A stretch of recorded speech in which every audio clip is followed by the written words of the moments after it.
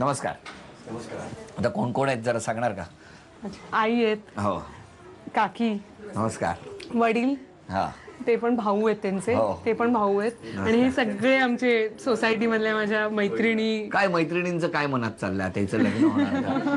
होऊ शकतं, जाणार ती लवकर. पण कसा आहे स्वभाव? कसा आहे स्वभाव? फुल धमाल आहे. हो? फुल मस्ती कर. हो मस्ती खूप. कळलं का? हो.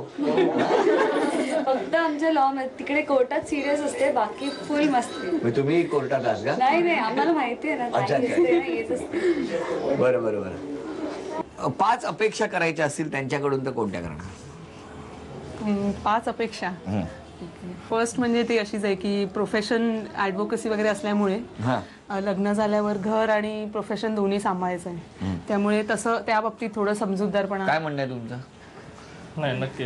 दुसरी अपेक्षा ही आहे की आई इथे नसल्यामुळे काही वर्षापूर्वी वारली आहे, त्यामुळे तिकडे गेल्यानंतर मला ती एक जी उणीव आहे ती भरून निघावी असं खूप मनापासून सासूबाईंनी तर तू काळजीच करू नको म्हणालेत.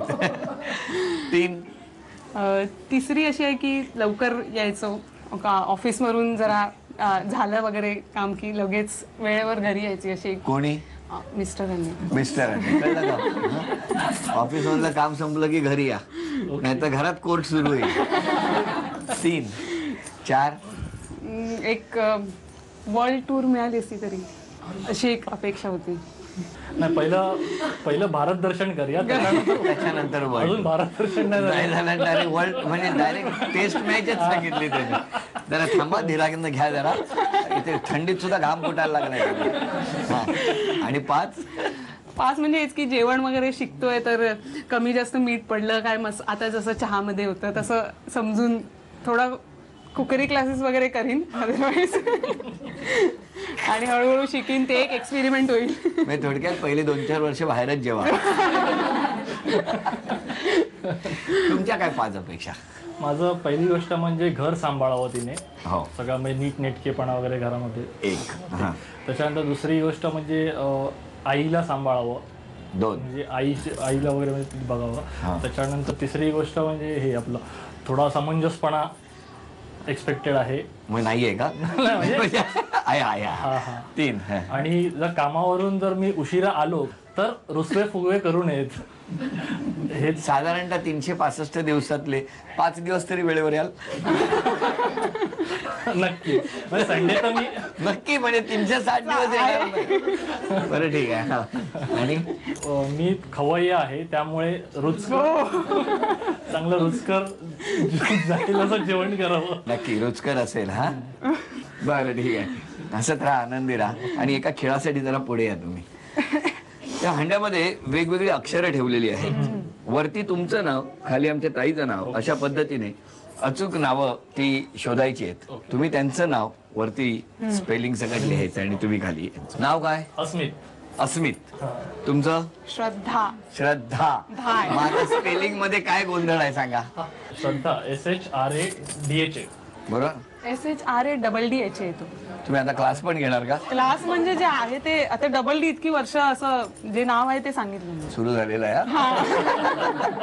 आणि अस्मित ASMIT. हे तुम्हीच ठरवलं, सगळं तुम्हीच जबाबदारी घेताय. बरं, ठीक आहे, चला सुरू करूया. 1, 2, 3. वेळ सुरू झालेली.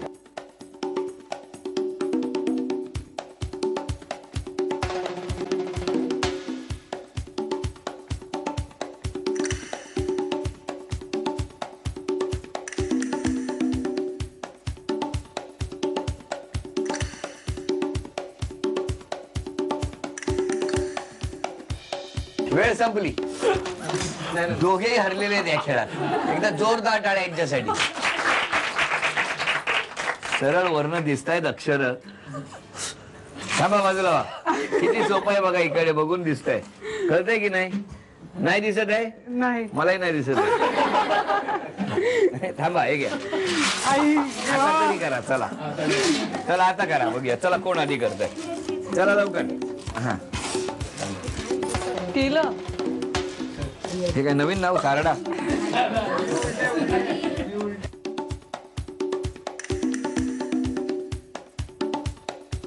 खेळ तर छान रंगला. लग्नासाठी झी मराठी परिवाराकडून हा आहे. धन्यवाद. काय करताय? मला वाटलं उचलून घेताय की. आणि आमच्या ताईला झी मराठी परिवाराकडून ही भेटवस्तू. दिल्या घरी तू सुखी राहा. तथास्तु पुणे यांच्याकडून ही पैठणी.